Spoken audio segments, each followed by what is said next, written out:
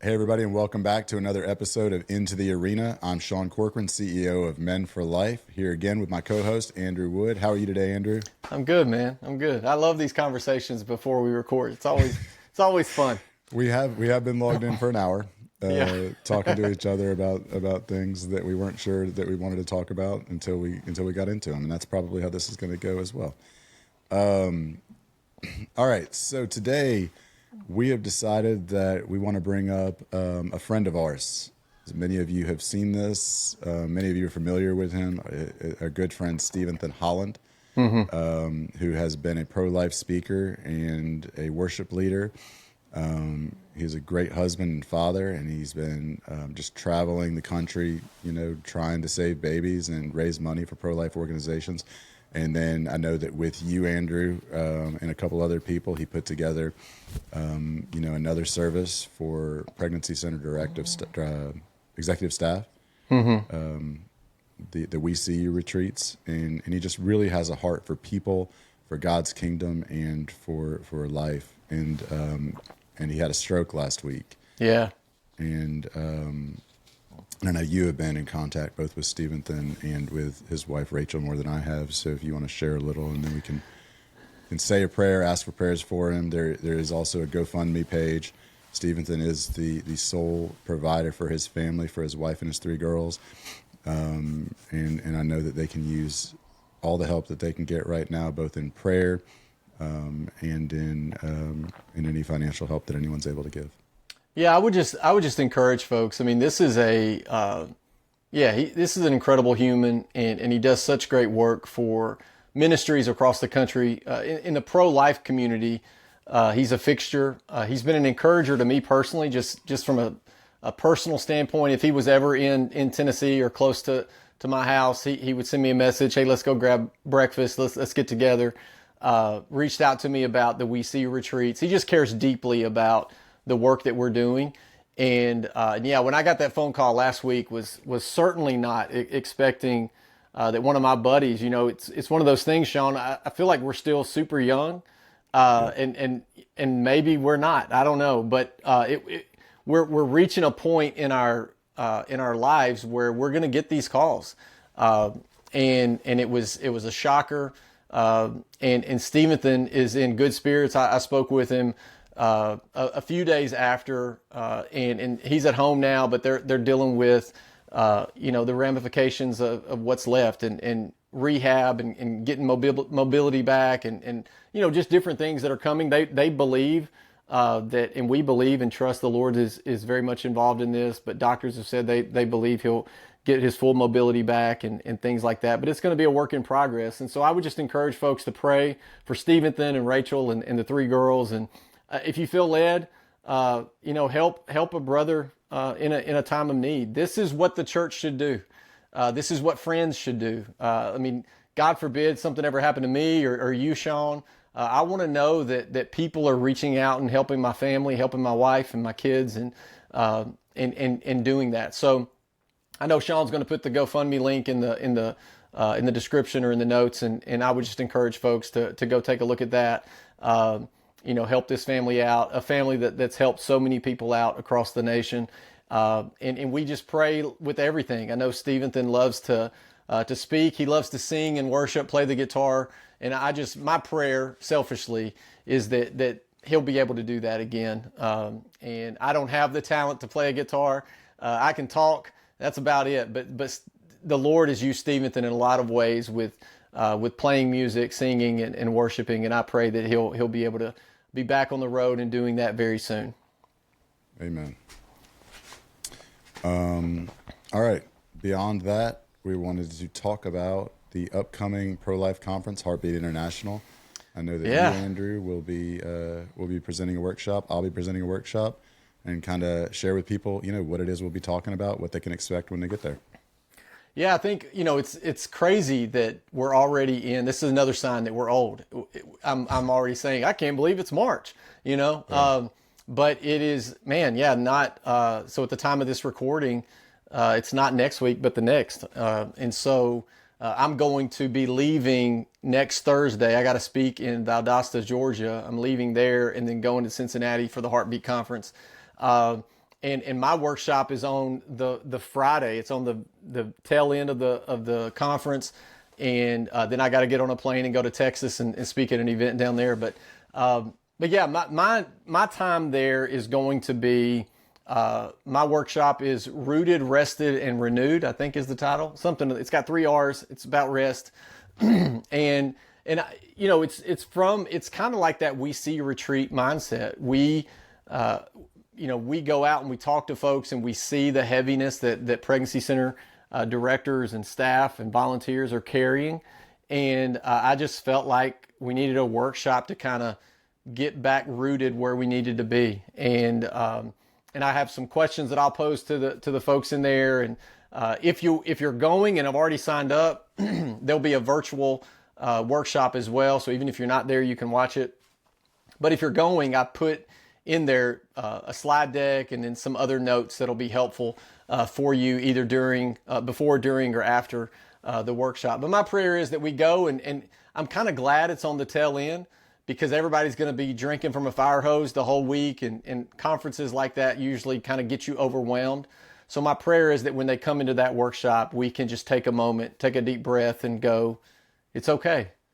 The Lord is still the Lord, even when we're away from our desk. And so I'm excited about it, and it's going to be a fun time. I know we're going to try to hopefully record maybe live while we're there, which is going to be a fun time. And I don't have a booth. You have a booth. I'm sure I'll be hanging out with you some. I'm going to be in Cincinnati, have to leave Cincinnati, then come back to Cincinnati because of some speaking stuff. But I'll be up there pretty much all day on Thursday, and then my workshop is on Friday. So would encourage folks to come by the Men for Life booth and talk to Sean and his team, and hopefully I'll be around there as well. Yeah, I'll have my 11-year-old John Francis with me working the cameras. Awesome. And in addition to you and I recording something live, I've got a couple other people that I'm gonna do some live interviews with, and then I had this thought that I'll go ahead and put out there for anyone that's watching this ahead of Heartbeat to offer an opportunity to pregnancy center staff, directors, anyone who might be there, to come and to ask me questions, about men in the pro-life movement, to ask questions about fatherhood programs, to really just start a conversation, and it doesn't have to be an entire 30-minute conversation, but if we can clip together some great questions that pregnancy center directors and staff have, then you're, just like they always said in school, there's no such thing as a stupid question. If you have a question, so does everyone else. And so the opportunity to ask those questions and to try to kind of flesh out, the answers to them, and then to share that so that the other people who have the same questions, have the ability to have those answers. I would love to do that as well. So, so just keep that in mind. Anybody that's watching that's going to be there, it'll probably be sometime Thursday when there's no programming going on, in the afternoon, that, to just kind of open it up for people to come and sit down, and, we'll have our giant 10-foot banner, the giant 10-foot backdrop that says Men for Life on it, and just to record some content. I think it'll really be great. Sean, I was just thinking, and I know you're going to get into what the workshop you're doing, but maybe at one of these future conferences, because a lot of these conferences, every year it seems like more and more men are coming and showing up, and which is always cool. Maybe we need to think about, and I'm putting it out here because we're recording and I want people to hear it to hold us accountable. Maybe we need to think about doing some type of workout on a day while we're all there. I don't know. Let's just think through that. CareNet's going to be in Houston in the fall. And we'll lose 50 pounds just going on a run in Houston in August. So, but I think because I live on the same. Oh yeah, line. you're used to that. But I do wonder if there would be interest in something like that. I don't know. Just we need to talk about that. I think that'd be cool. I think that's a great idea. And on the other end of that, I was thinking that it'd be fun to do something. Last year at Heartbeat, I went with Save the Storks. We went and played Topgolf. Right. Something like that on one of the evenings, I think would be a good time too. I haven't had the opportunity to plan anything for this year, but I do think that that's the kind of thing that I want to do as we sit down at conferences moving forward. I think that hanging out with people is my favorite thing to do. So good times, good people. Everybody has a heart for life, and everybody deserves the opportunity to not have to turn it on. To just be able to relax, like you said. Renewed. I don't want to get your 3 R's wrong. Rooted, restored, and renewed. Yeah, we'll work with it. You know what? I'm not. On a scale of 1 to 10, how confident I am the title of that, I'm not real sure. About a 9. About a 9, probably. Yeah. So cool. So our workshop. I'm doing a workshop with Greg Mayo. And we're doing how to talk to men about abortion, and we're approaching it from 3 different standpoints. The young man coming into the pregnancy center, the unplanned pregnancy, the man who has faced an abortion in his life, so post-abortive, from the healing perspective, and then everybody in between, right? And those men in between, we're looking at a couple of things. One is instilling pro-life beliefs, but generally when we're talking about abortion to men, from the perspective that I would be talking about abortion to men, they're already pro-life, and so then the question becomes, how do we get them to get off the sidelines and to take action and to do something in the pro-life movement. And, I know from Heartbeat International last year that there is going to be, I think there's going to be more men this year than there was last year. But if there was 50 last year, not including exhibitors, I would be surprised. I was actually super excited that there were 50. I was like, wow, there's a lot more men here than I thought. Because I left, I told Michelle, as a joke, bad joke, shouldn't have done it. I'm going to hang out with 1,200 women,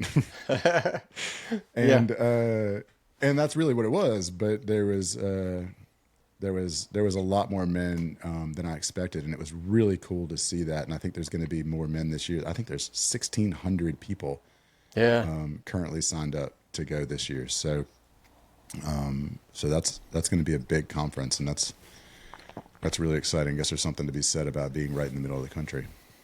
Yeah, it helps. I mean, I think that definitely helps. And it's always a good time to reconnect with folks. It's a good time to remind each other that we're not doing this alone.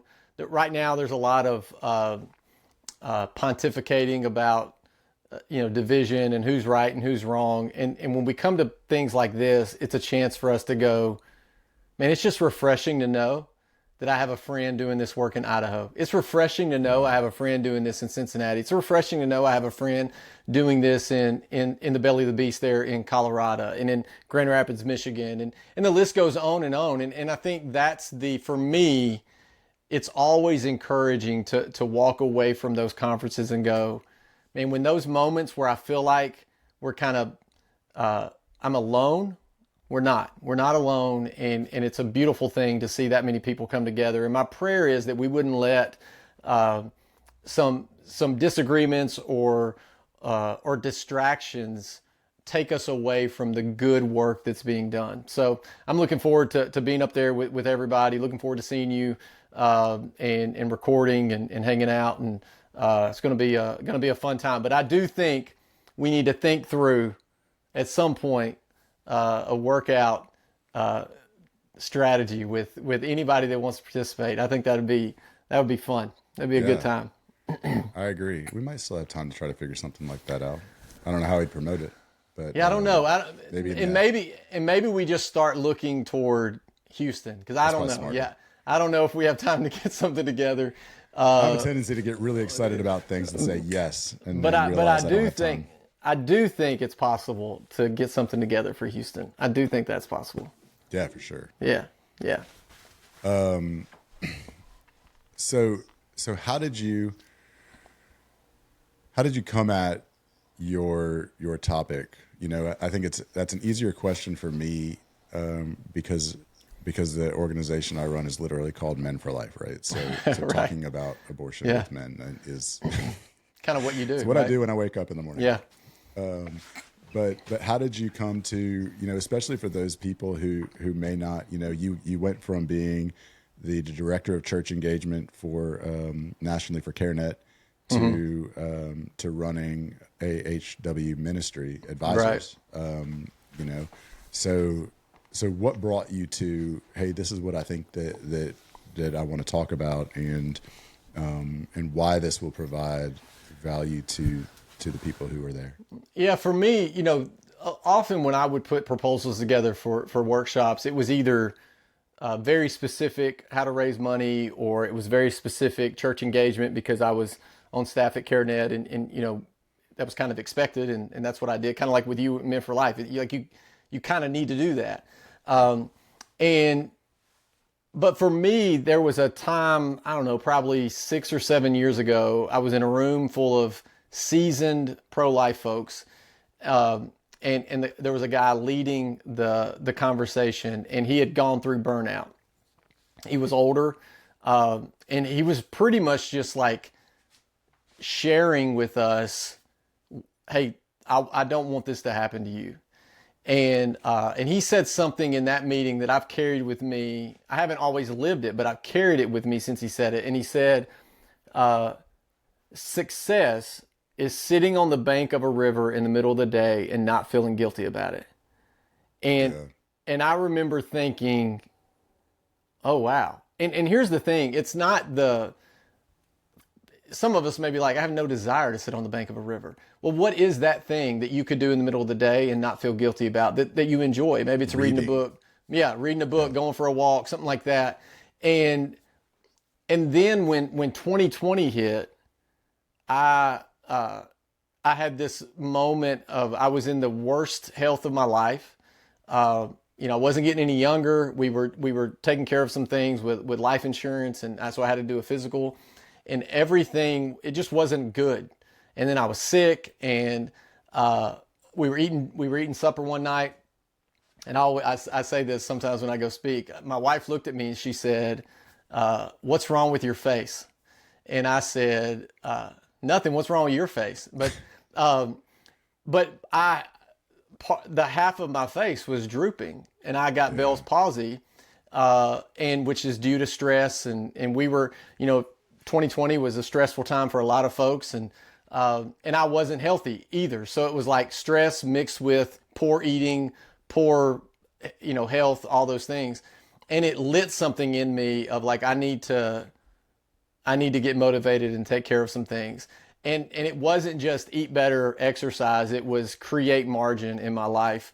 And it's been a practice that I've tried to get better and better as I've gone. And so when I go talk to folks that are working in ministry, and you've probably experienced this too, sometimes you just say, "Hey, how are you?" It really is a simple question, and they start crying. And I'm like, that was not the goal. I was just meaning like, how's the day, But they're carrying so much weight that even a question of how are you brings tears and emotion because of the heaviness. And so that was my heart behind putting this as a proposal. I just think all of us, especially in leadership, especially in ministry, need to sit back and go, why did I get involved in this in the first place? Am I rooted in what God has for me?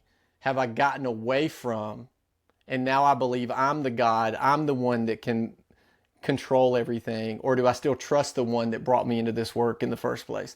And so that's my hope with the workshop, is that we can really challenge and encourage to say, hey, go back and take some time.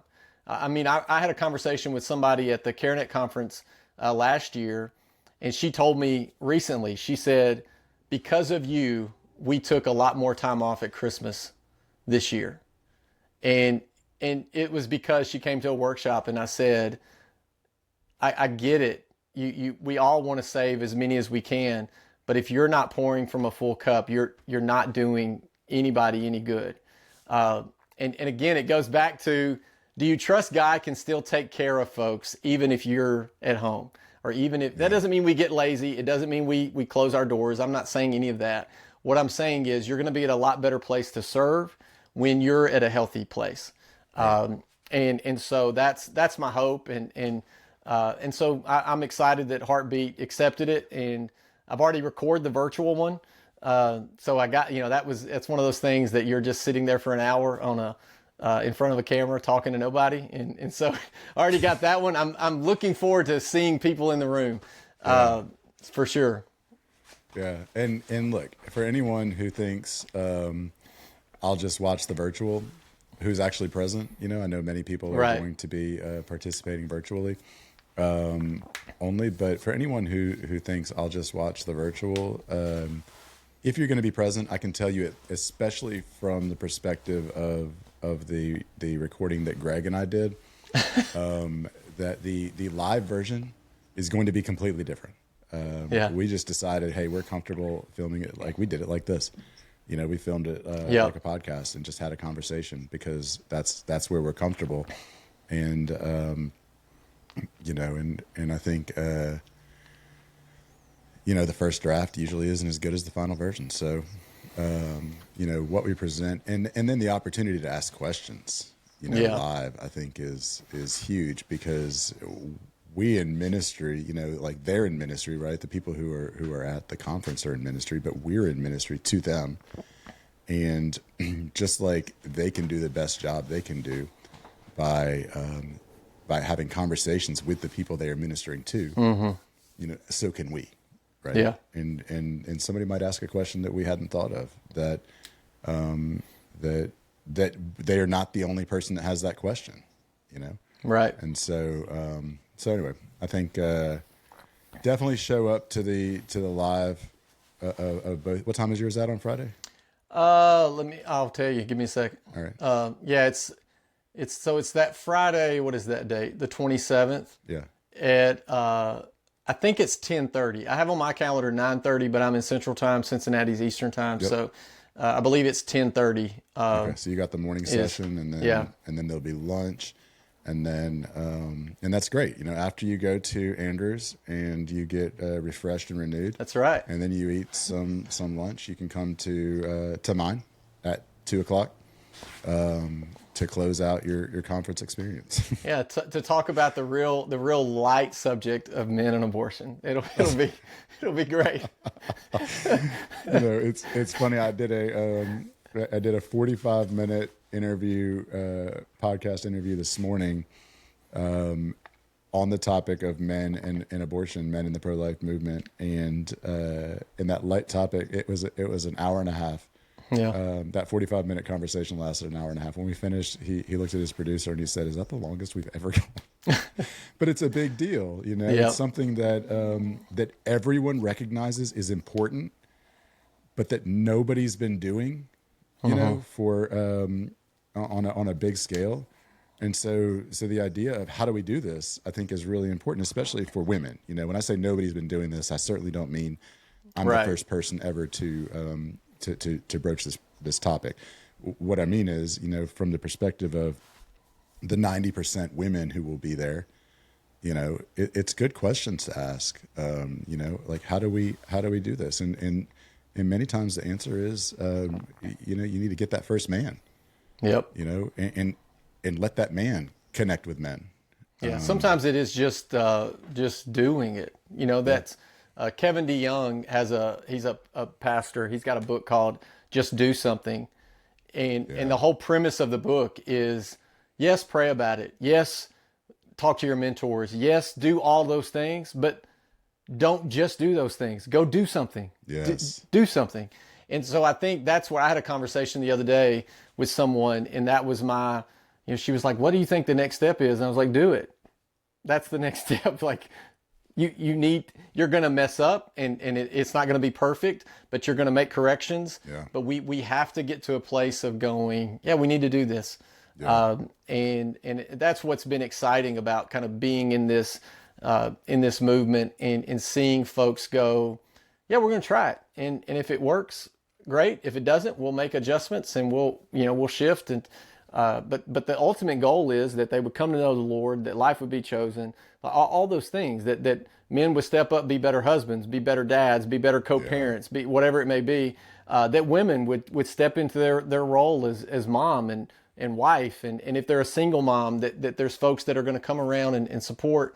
And that should be the heart of the church. I know we wanted to talk about today, there was something that me and you both saw on social media of new statistics that have come out involving the church when it comes to their pro-life stance, their pro-lifeness. Now, for some of us, this isn't going to surprise us because we've been in this work and we've paid attention and you look at we're going to be in Ohio for the Heartbeat Conference. They had a bill come up on abortion that failed, a referendum that failed. And when they looked at the data, it failed mainly because people that sit in church pews on Sundays voted in favor of abortion. That was what they looked at and were like, oh no, this is not the answer. And what it ultimately comes down to is there's a lot of folks that they haven't been discipled on this issue well. There's not a really strong biblical worldview on when life begins, what life is, what abortion is. And Sean, if you're cool, I'll just run through this and then we can talk about it. But This is from the Gospel Coalition. And it said last year, a study found that the percentage of regular churchgoers identifying as pro-life plummeted from 63. First off, in 2023, it was 63%. So regular churchgoers, and we only got 63% that say they're pro-life in 2023. In 2025, that number is 43%. So less than half would claim that they are pro-life. Now, again, they identify as pro-life. They identify as regular churchgoers. There's probably a definition of what a regular churchgoer is, but Gospel Coalition says, but wait, it gets worse. That matches the percentage of pro-life people in the general population, which means there's no longer any significant correlation between regular church attendance and the likelihood of being pro-life. And then he says, but wait, it gets even worse. The same study found that about 20% of regular churchgoers had, quote, paid for, encouraged, or chosen to have an abortion. And that means there was no significant correlation between being born again, how often one attends church, or how frequently one reads the Bible, and the likelihood of having had an abortion. Whatever strategy, this is the Gospel Coalition again, they say whatever strategy Christian churches and families are using to disciple young people in this area, it isn't working. So where do we go next? And in the article, they kind of talk about some things, but I thought it would be good for us to talk about where do we go next? And what does that mean? Go ahead. Can you remind me? I don't have that in front of me, but that last line where it says whatever they're using to get to young people. Mm-hmm. Was there anything prior to that in that what you read that was about young people? Yeah. I think what they're saying is those regular church attenders were once young people, and so where did we miss formation? Right. And discipling so that when they were old enough, because you think in 2023, it was 63%, in 2025. So if you had, say a 16-year-old in 2025, they're 18. Are they part of that now? Yeah. That drastic change. So we now have 43% that would claim to be pro-life. And then you look at even further, the 20% that either paid for, had one, or advised someone to have an abortion. And here's the thing. I've had conversations with well-meaning, Jesus-loving disciples, pastors, shepherds of churches that are honoring God every week, that are seeing people saved, that are baptizing people. And they've looked me in my face and said that a volunteer drove someone to an abortion clinic and they felt like that was compassionate and loving, even though they disagree with abortion. And in that moment, I didn't scold, I didn't yell, but in that moment, I knew there's a disconnect here because that is not what the gospel should compel us to do. And so we get a mixed bag of compassion and truth and we're either heavy-handed with truth and no compassion, or heavy-handed with compassion and no truth. And that's where you'll end up, either someone running from the church because they feel like no one's going to listen to them, or the church actually driving them or advising them to get an abortion because it's quote unquote the compassionate thing to do in that scenario. And I think it is a great question. Where do we go from here? So I got two things, and they're so different from each other. I'll start with this, just from the statistical standpoint. I think this is really important, and I've been sharing lately a statistic that I was aware of the general statistics, right, before this came out, those numbers for the general population. I've been sharing the statistic from the June of 25 poll, Gallup poll, that said that 51% of American men identify as pro-life. Okay. As I shared that statistic, though, I have not gotten into the general population being 43%, right? Is that the right number? 43 Yes. or 47? 40 something percent. And I think that's really telling, because what that means is that that women are pulling that 51% down significantly, almost 8%, right? Like they're pulling. So if we were to even it out, that would mean that women would be at 35%, and that's a big deal. So what we're looking at now, and without knowing that number, that number of women precisely, it's clear that men are more pro-life than women. Like, men are pro-life at a higher percentage in America right now than women are. And look, and I think that goes to a couple of other things. I also share that that the poll, the NBC poll from last year that said that 18 to 29-year-old men, conservative men, 13 different markers of success. What do you choose as the number one marker of success? They chose children as the number one marker of success. Conservative women, 18 to 29, chose children at 6. Liberal women chose children at 12, right above the last, which was social media influencer. The only thing they want less than children is to be a social media influencer. And liberal men chose children at 10. So what we're looking at is you've got conservative young men valuing children as the number one marker of success. Men in America identifying as pro-life at a significantly higher rate than women. There's conservative young men valuing children at a considerably higher rate than even conservative women. And then when you add to that the shift, it's about 7-point shift from the left to the right of conservative young men ages 18 to 29 between 2020 and 2024. So young men are leaving the left and coming to the right, right? It's telling, when you combine all of this, that men now value in this country children, the lives of babies, at a higher rate than women. And this is something that I think is going to be maybe confounding for especially for an audience like at Heartbeat, where it's 90-something% women. But the numbers are the numbers, and we have to take those numbers and say, what does it really mean? And I think that's a big deal. So, the other thing, and I think that we promised we weren't going to talk about this, so I'm going to say this, and then we can jump right back to what I just said.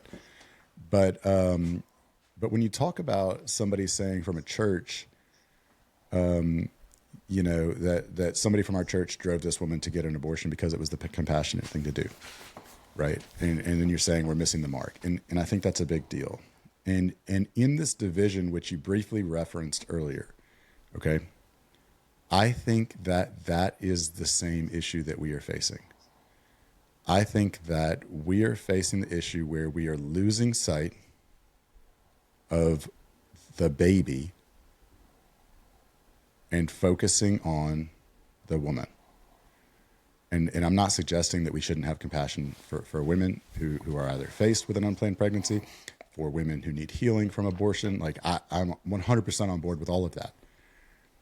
But when it comes to what are we trying to accomplish in the pro-life movement, I think it's important that we not lose sight of the baby for the purpose of showing compassion to the mother.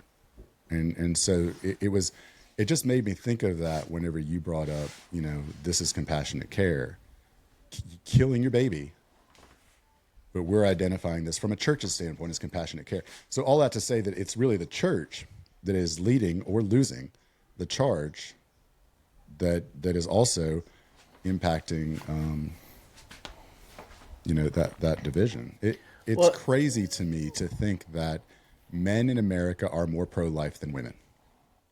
Yeah, young men are tired, man. Young men are shifting from the left to the right because they've been lied to their whole lives. Like most of the people who are listening to this, most of the people who are going to be at this conference, you and I, like we avoided a big part of that growing up, maybe because of social media, maybe because the world wasn't quite as crazy yet. But they've been lied to their whole lives. They've been told you are at the same time the cause of all the problems and societal ills and completely incompetent and incapable of having done anything that would have caused those societal ills, right? Like at the same time, you are incompetent and you're the reason that everything has happened. It is definitely a problem when you tell young men for decades that you are at the same time the answer and the problem. Yes. And it's like, well, I can't be both of those. Yeah. The great theologian Morgan Wallen from East Tennessee, the country singer, he has a song that literally says that literally says, "I'm the problem." Well, if I'm the problem, you're not the solution. And the whole point is, I've been told that I'm the reason why things are bad, but yet you're also at the same time telling me I can correct all this. It's the same thing that, and we talked about it before, it's the folks that get all bent out of shape about the president right now. And it's like the man that you believe is crazy is also the answer. And then even the conversation on legislation right now, it's like the state that created the current environment we're in, we're going to trust them to legislate this appropriately. Like, I find that hard to mesh. And I think when it comes to the church, I think the bigger issue is there are certain topics that we just, and look, I don't think it's been outright, I don't want to talk about it, or that's a non-conversation starter. I think in some ways it's just, I don't have the know-how or the understanding of the laws are changing so quick. I don't even know how people are getting abortions now. In my state, we don't have abortion clinics anymore. So, I think it's, some of it is, and when I say ignorance, I'm not meaning like a derogatory. I think it's just, you don't know. You don't know what you don't know, and so I'm going to go get on a horse here in a little bit. But for somebody that's never rode a horse and I say, go saddle that horse, they're ignorant. That doesn't mean in a derogatory. They just don't know. They don't, why would they know? Yeah. And so why would a pastor... And these are men, for the most part, leading these churches. Yeah. And so why would a pastor in a small town know the ins and outs of how the abortion pill is trafficked across the country, how you take the both pill? Like no one, I was having a conversation with a pastor the other day and I was like, we say we need to get rid of mifepristone, but the reality is the abortion industry says just take the second pill until you pass the pregnancy. And he was like, what? And so he doesn't know. Why should he know? And I think what we have to do is formation matters.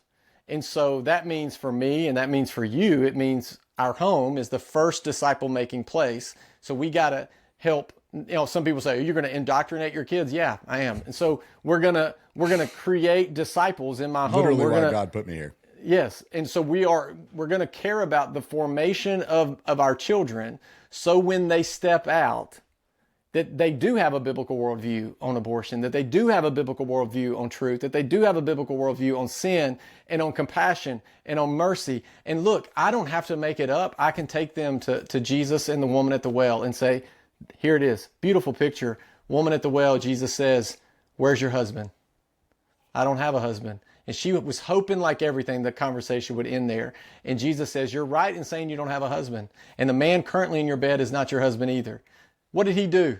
That hateful man, he called her out of the shadows. And then he said, what you're searching for here in this well and what you're searching for in your bed at home will quench your thirst for a moment.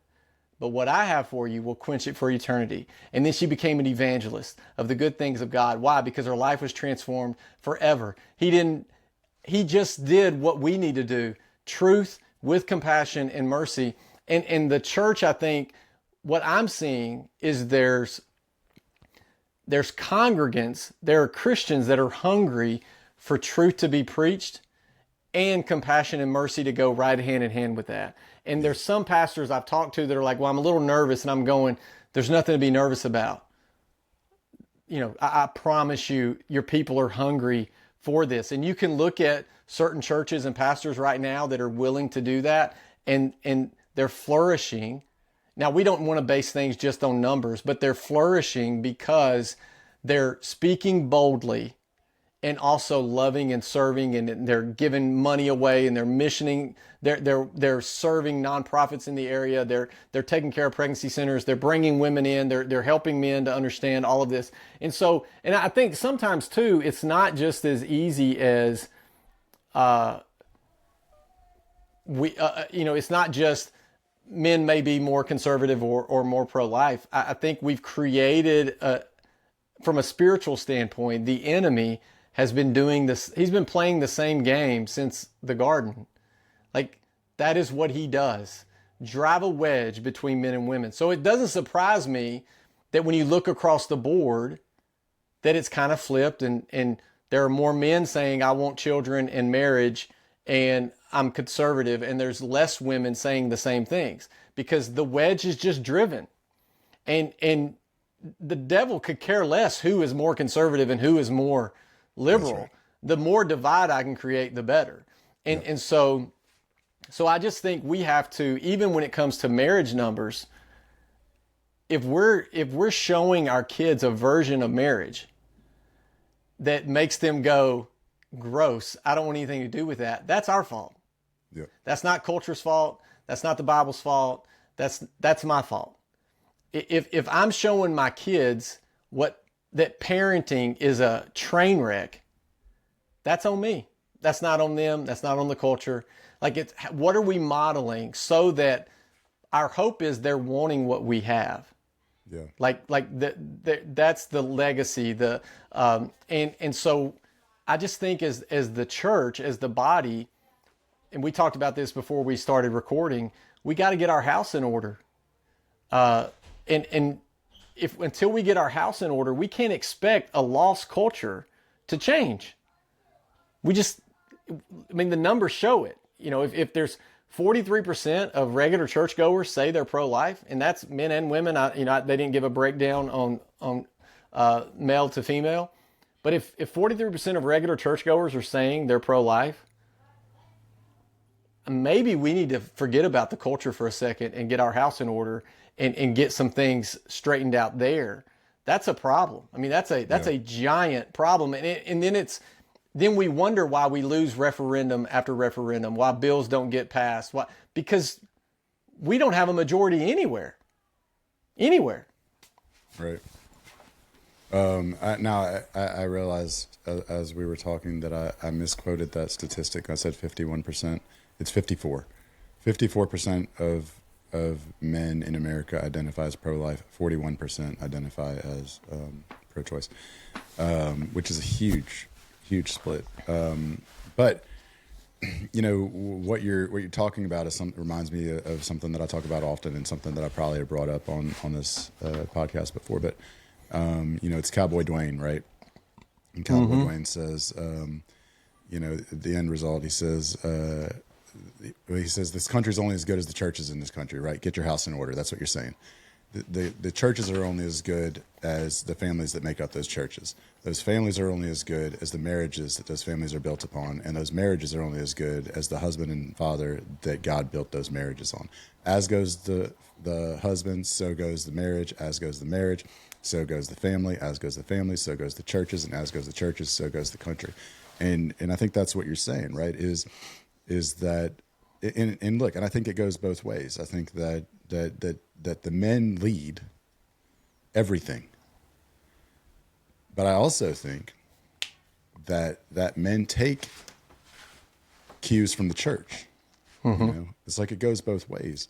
And so if the church is failing to teach about the things that are important, then the men will see that as things that are not important. But also if the men are not stepping into the church and saying, hey, this is important, then the church will see it as something that they don't need to talk about because it's hard, right? It's hard to talk about. And so, but all of that, like you're saying, has to happen before we can change the culture, the country, right? Before we can make the biggest impact, all of that has to happen. And if 54% of men in America are pro-life, like, where are they? Exactly. You know? That would, and that's when we talk about those numbers, that's my concern is, so, okay, we have a study, we have a poll, where are they? Yeah. And it's like when I was in college and in my classes, I would, I was very vocal. That might surprise some folks, but I was very vocal in all my political science classes. I was arguing. That's all I did. And sometimes after we would argue about, marriage or abortion, whatever it may be, it's amazing. I probably got expelled had I gone to college in today's culture, but it was a little bit different time. But I remember after some of those heated debates and arguments, I would have people come up to me afterwards, just, maybe a couple, and they would say, thank you so much for saying that. I agree with everything you said. And I would look at them and go, where were you? Like, I appreciate the flatter, but like, where were you? Yeah. You said zero things in there. Yeah. And I think in the same way, we at the church, and when I'm not throwing shade at the pastor, I'm saying I'm a part of that. Like, you're a part of that. Like, where are you? What conversations are we having? Are we pointing people to Jesus and saying, look, yeah, this is a hard thing to talk about, but we don't have to make it up. Like, Jesus showed us the model. It's a hard thing to talk about, but the sanctities were created in the garden, the sanctity of life, marriage, gender, identity, all of that created in the garden prior to the fall. We have to talk about these things. And when you do it in a way that is expository and you're preaching through the text, no one feels like you're doing topical sermons. No one feels like you're going after them because they had a counseling session with you this past weekend and now all of a sudden you're talking about, me. No, I'm going through the scriptures. This is what the scripture says. And if it steps on your toes, then the Lord had that for you today. If it steps on my toes, the Lord had that for me today. And I think these are just things that matter. And these numbers should wake us up, not just on abortion.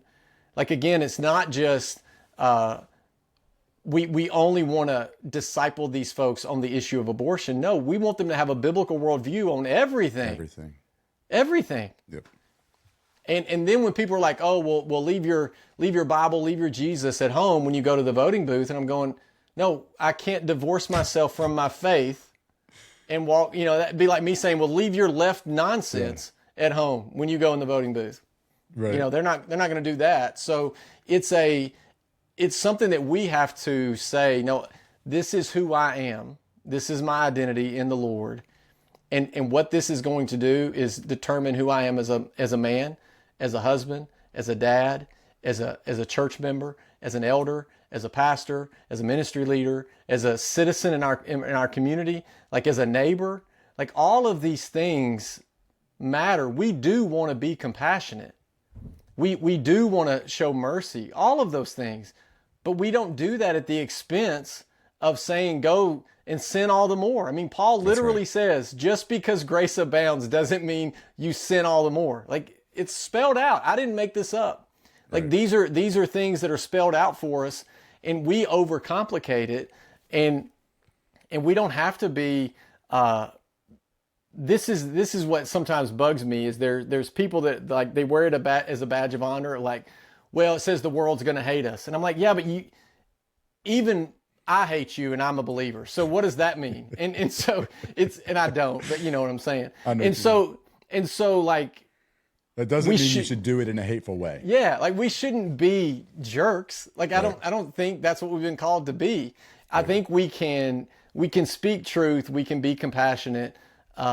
Wesley Huff the other day, a theologian, was on a podcast, and a dude literally looked at him and said, "I don't believe in Jesus. Am I going to hell?" And Wesley said, "Yes." Yeah. And then he said, "But here's the thing, apart from Christ, so am I." And he laid out the gospel in a beautiful way. But he just told that man he's going to hell. Yeah. And the man didn't fight him, he just was like, he gave him something to think about. Yeah. And I think that's the model that Huff didn't make that up. That's what would have been the from option, Scripture. though? Like to lie to him? Exactly. Yeah. It's like I don't want to talk about him, then he leaves that conversation believing that he might go to heaven even though he doesn't believe in Jesus Christ or God. Agree. And then he's definitely going to hell. Yep. And then are you is it your fault? Like, I don't want to be the reason somebody else goes to hell. I know that's not how it works, but that's how I think. Man, you brought up the people after you would get into these debates, and the question, where are you? And I think that's a really important question when we talk about, how do we get. It's a really important question for the work that I do in getting men, and I mean, sure. you work with men as well, but I just kind of want to share something with you about that because while your frustration there is valid, not everybody is called to lead, right? Right. Right. And Brandy Meeks, our friend who runs the Vitae Foundation, has shared this with me several times. It's and she's shared it publicly several times. It's called I'm gonna hope that I get it right. I think it's called the Ash Simmons study.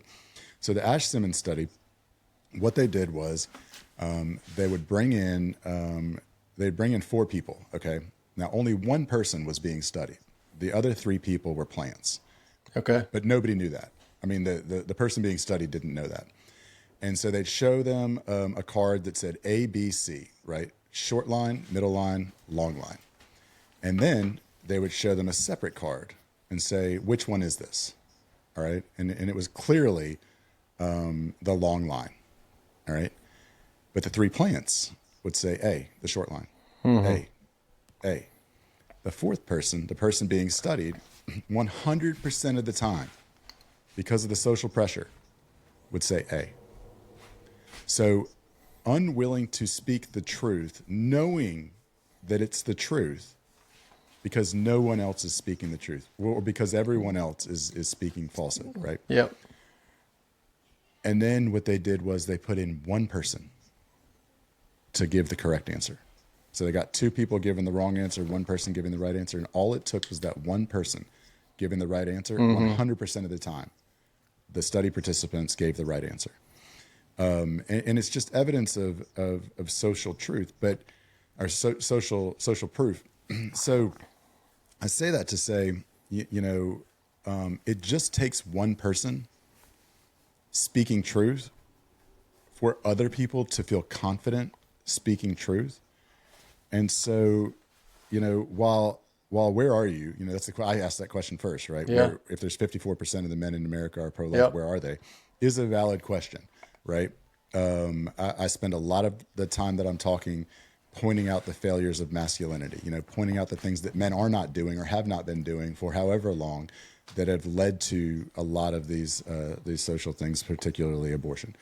However, I'm also aware that by me talking about this, it opens up the door for other men to say, I'm comfortable. Like I didn't want to be the first one. I think that's the issue, right? Yeah. I just didn't want to be the first one. I'm not as comfortable jumping out ahead as Andrew is or as Sean is, But now that I've heard you say it, like, I'm ready. Let's go. Well, and I do think social media has helped with that because then you can just share. I don't have to say it. They said it. That's right. But I need people to know that I agree with what they said. Yeah. When I was in college, all I wanted was just say an amen. Just say a yeah. Would you at least do that? But why did you leave me hanging out by myself? Yeah. Like if this was a real battle, I'd have been dead. That's right. That's what would have happened. But I do think that I agree with you. I think people have different calls in their life, different battles that we may be passionate about this battle, And then somebody else come up to us and say, well, what about this? Why are y'all not talking about that? And it's like, that's not my battle to fight. But that's yours. And so go do it. And here's the thing. There are some pastors that are going to look at us and say, like, I'm with you and I'm going to preach about it. I may talk about it on Sanctity of Life Sunday, but that's not the number one issue for me. And as much as that would make me go, oh, what are you talking about? I have to be willing to go, okay. But the question is, what type of biblical worldview formation are we intentionally driving home to the flock? And so for me and you, that's the flock at home. What formation? What are we intentionally getting to them on a day-to-day basis? And for the pastor, it's, what do I want? Not every Sunday, but if somebody runs into them this week and they say, what are the pillars of your church? What would they say? That's a good exercise. What would they say?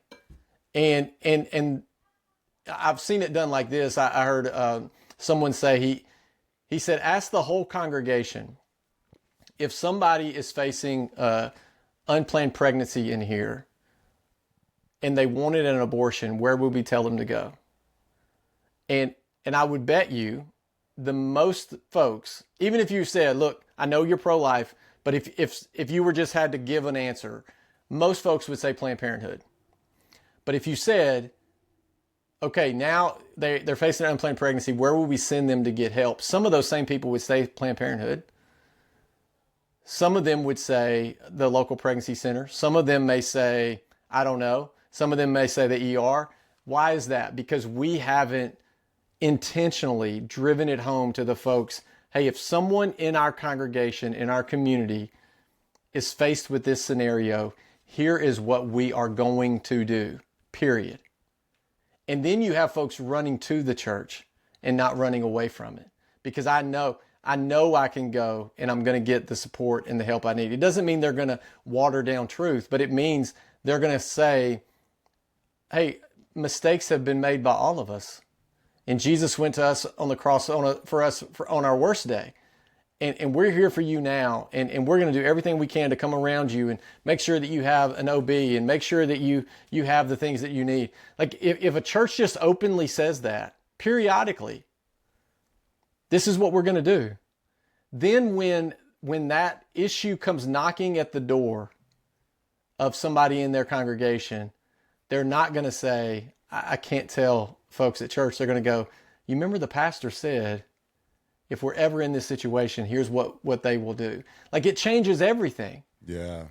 And it's the same thing. Like if I have a list of folks, if I'm in a bind, if something's going on, I'm going to call them. And then there's some folks that I'm close with, I would never call them. Why? Because I know who's going to act and who's not going to act.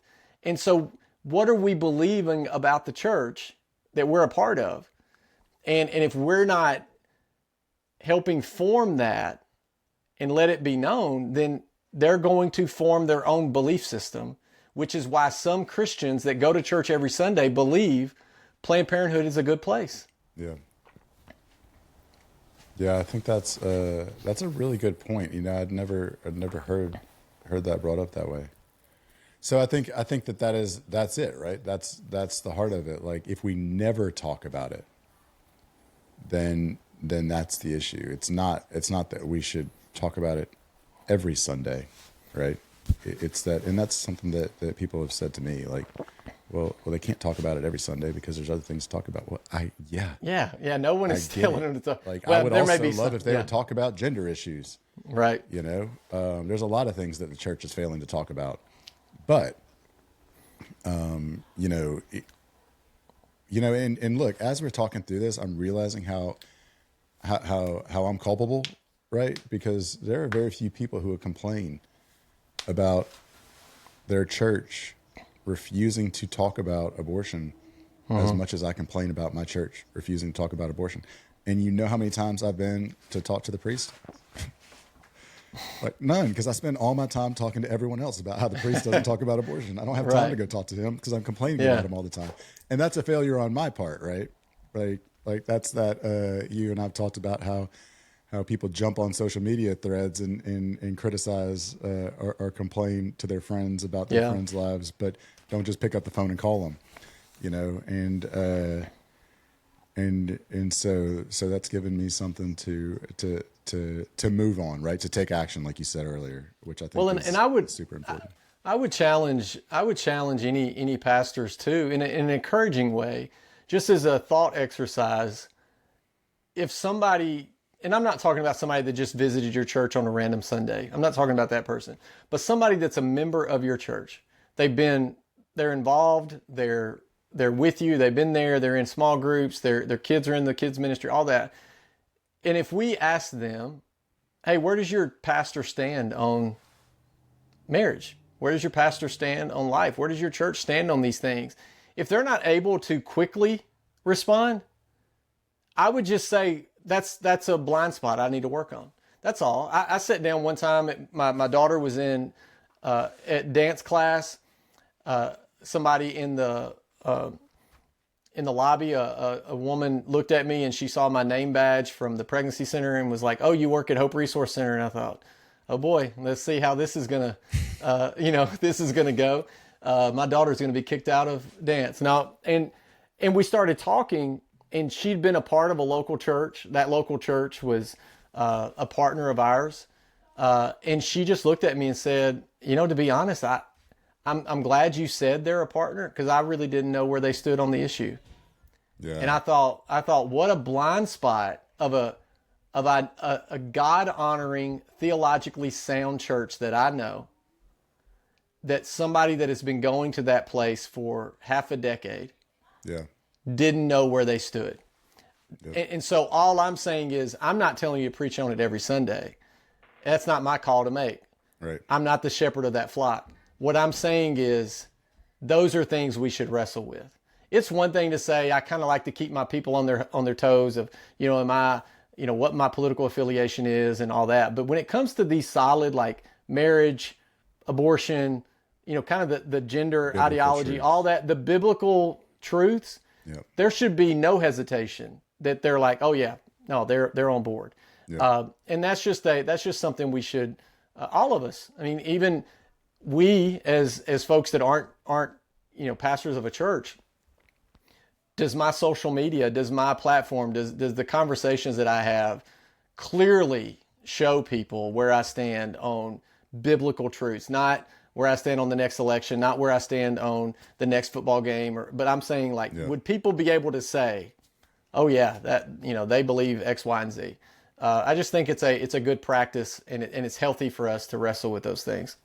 Yeah, I think that's important too. I found myself, especially in the last couple of weeks, hitting the delete button on comments on social media, specifically for that reason. Is there any way that when I type this comment, because of my frustration towards the absolute moron who wrote whatever I'm about to respond to, knowing that they're doing it to troll me and get that response, is my response to them going to be an example of a man who is following Christ, or of a man who is really good at quick-witted rebukes, and which one's important? Right. And so there's been a lot more deleting than there has been. That's good, man. I just Look at that. Blocking people. Look at that. You're growing. You're growing. I'm never going to, I always said I would never block anybody because I didn't want to create an echo chamber. Yeah. And then I got to this point where, these people don't know me. They don't even care. No, man. They're just showing up now to comment on my pro-life posts to get me angry, right? That comes from a place of evil, right? That comes from the enemy. And so it's okay to block the eney. Yes. Well, and here's the thing. I verbalized that. I feel a lot better about blocking people now. Yeah, and here's the thing. And they can block us too. By all means, use it. It's fine. Yeah. Well, absolutely. I wish why do you even follow me? And I'm sure they're like, because it's so funny seeing you get mad.